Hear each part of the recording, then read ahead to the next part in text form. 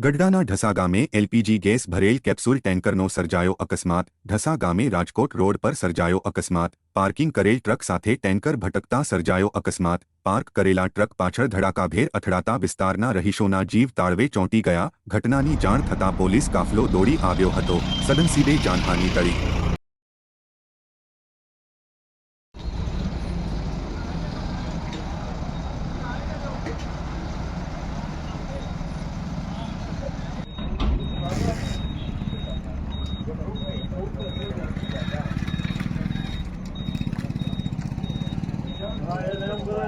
ખબર અહીંયા હાકડો રોડ આવી જાય છે। બસ અહીંયા આગળ પડી હતી વાહે આ ખટારો પડ્યો હતો જાણે આવીને સીધી લઈ જ દીધી અને જોયું જ નહીં।